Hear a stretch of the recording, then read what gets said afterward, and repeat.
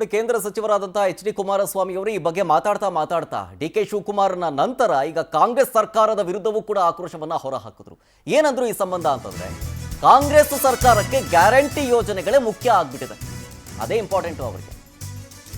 ಈ ನಿಟ್ಟಿನಲ್ಲಿ ಬೇರೆ ಅಭಿವೃದ್ಧಿ ಕಾರ್ಯಕ್ರಮಗಳನ್ನೇ ನಿಲ್ಲಿಸ್ಬಿಟ್ಟಿದ್ದೀರಿ ರಾಜ್ಯ ಸರ್ಕಾರದ ವಿರುದ್ಧ. ಹೀಗೆ ಕೇಂದ್ರ ಸಚಿವ ಎಚ್.ಡಿ. ಕುಮಾರಸ್ವಾಮಿ ಅವರು ಅಸಮಾಧಾನವನ್ನ ಹೊರಹಾಕಿದ್ರು.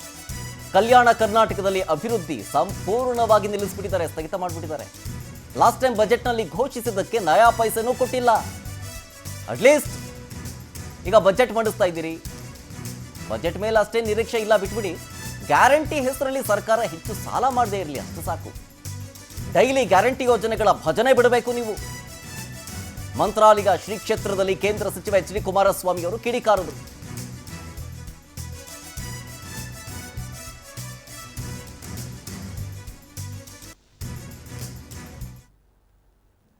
ಕಾಣ್ತಾ ಇತ್ತು ರಾಜ್ಯ ಸರ್ಕಾರಕ್ಕೆ ಮೆಸೇಜ್ ಒಳ್ಳೆ ಕೆಲಸ ಮಾಡ್ರಪ್ಪ ಅಂತ ಹೇಳ್ತೀನಿ.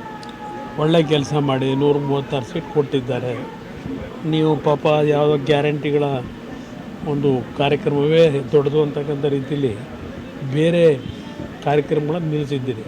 ಈಗ ಉದಾಹರಣೆಗೆ ಕಳೆದ ಬಜೆಟ್ನಲ್ಲಿ ಹೈದರಾಬಾದ್ ಕರ್ನಾಟಕದ ಕಲ್ಯಾಣ ಕರ್ನಾಟಕದ ಅಭಿವೃದ್ಧಿಗೆ 5,000 ಕೋಟಿ ರೂಪಾಯಿಗಳ ಕ್ರಿಯಾ ಯೋಜನೆಯನ್ನು ಮಾಡಿ ಅಂತ ಹೇಳಿ ಹೇಳಿದಂಥ ಬಜೆಟಲ್ಲಿ ಘೋಷಣೆ ಮಾಡಿದಂಥ ಸರ್ಕಾರ ಈ ಕ್ಷಣದವರೆಗೆ ಈ ವರ್ಷ ಒಂದು ಬಿಡುಗಾಸನ್ನು ಕೊಟ್ಟಿಲ್ಲ ಕಲ್ಯಾಣ ಕರ್ನಾಟಕಕ್ಕೆ. ಇದು ನಮ್ಮ ಮುಂದೆ ಇರತಕ್ಕಂಥ ಅಂಕಿಅಂಶಗಳು. ಇದನ್ನು ನೋಡಿದಾಗ ಈ ಸರ್ಕಾರ ಎಷ್ಟರ ಮಟ್ಟಿಗೆ ಇವತ್ತು ಬಡವರ ಪರವಾದ ಕಾರ್ಯಕ್ರಮಕ್ಕೆ ಚಾಲನೆ ಕೊಟ್ಟಿದ್ದಾರೆ.